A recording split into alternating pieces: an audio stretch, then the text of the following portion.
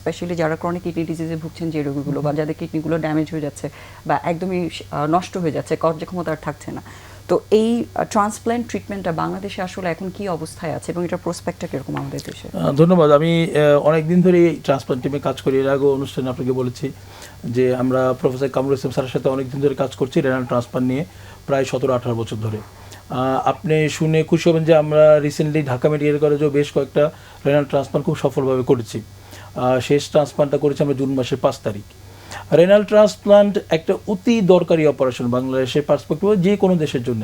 কারণ আপনি জানেন যে ইএসআরডি মানে যাদের কিডনি একেবারেই নষ্ট হয়ে গিয়েছে তাদের জন্য সবচেয়ে বেস্ট ট্রিটমেন্ট অপশন হলো রেনাল ট্রান্সপ্লান্টেশন। ডায়ালিসিসের কমপ্লিকেশনস আছে অনেক, ডায়ালিসিসের খরচও ইভেনচুয়ালি অনেক বেশি। তাহলে এই রেনাল ট্রান্সপ্লান্টের প্রসপেক্ট বাংলাদেশে অনেক অনেক অবশ্যই এটা খুবই ইম্পর্টেন্ট একটা সার্জারি, কিন্তু যেইভাবে রেনাল ট্রান্সপ্লান্টটা হওয়া উচিত সেইভাবে কিন্তু আমরা বাংলাদেশের রেনাল ট্রান্সপ্লান্ট অপারেশনটা করতে পারছি না।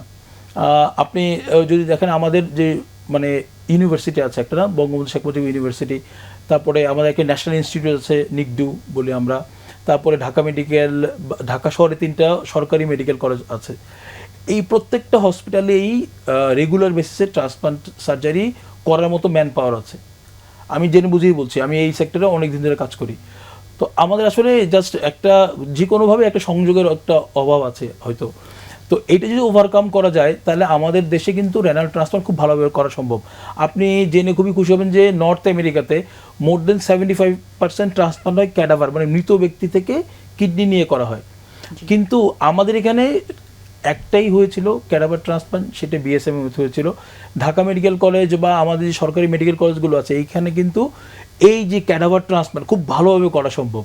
এর জন্য একটা সমন্বিত উদ্যোগ দরকার, নেফ্রোলজিস্ট, ইউরোলজিস্ট, ইন্টেনসিভিস্ট সবাই মিলে একটা প্ল্যান করা উচিত। এই প্ল্যানটা যদি এক্সিকিউট করা যায় তাহলে বাংলাদেশে কিন্তু রেনাল ট্রান্সপ্লান্ট অপারেশন করা মানে এখনই শুরু করা দরকার। আপনি জানবেন যে প্রতি বছর 8,000 লোকের এই ইএসআরডি হচ্ছে, মানে কিডনি নষ্ট হয়ে যাচ্ছে।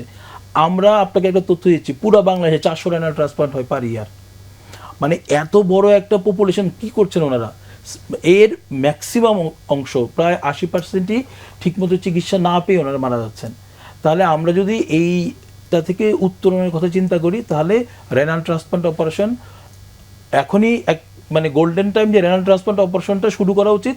এবং এই ট্রান্সপ্লান্ট অপারেশন শুরু করলে আমরা প্রচুর অর্থ যেটা বাইরে চলে যাচ্ছে, বিভিন্ন দেশে চলে যাচ্ছে, না আমাদের এই পার্শ্ববর্তী দেশগুলোতে চলে যাচ্ছে, সেটা থেকেও কিন্তু আমরা দেশকে অনেক বেশি সেভ করতে পারি। সুতরাং রুগীর সেবা বলেন, বৈদেশিক মুদ্রা যেটা চলে যাচ্ছে সেটাকে ঠেকানো বলেন, এই সবগুলোর জন্য রেনাল ট্রান্সপ্লান্ট সার্জারি করাটা এখন প্রতিস্থাপনের যে ব্যবস্থা আছে কিন্তু আমাদের যেহেতু রেসিপিয়েন্টটা ল্যাকিং আছে, মানে যারা কিডনি দান করেন, সেই বিষয়ে আপনাদের যতটুকু মানে আসলে আমাদের যেটা হলো যে এই প্রোগ্রামটা চালু করা উচিত এবং এই প্রোগ্রামের যা যা দরকার সেই প্রত্যেকে, যেমন রেসিপিয়েন্ট আপনি বললেন, রেসিপিয়েন্ট কিন্তু মানে এখন আত্মীয়স্বজনদের দিচ্ছে না, লাইভ যারা দিচ্ছে, এটা বোধ আত্মীয়স্বজন থেকে নেওয়া যায়, আবার ক্যাডাভার যারা মারা যাচ্ছেন আইসিইউতে ব্রেন ডেথ আছেন ওনাদের থেকেও কিন্তু নেওয়া যায়। আমি বললাম যে আমেরিকাতে সচেতনতা তৈরি মানুষের কাছে এক্স্যাক্টলি ইনফরমেশন করা দরকার, প্ল্যানিং করা দরকার, এক্সিকিউশন করা দরকার। আপনার কিন্তু ম্যান পাওয়ার বাংলাদেশে আছে।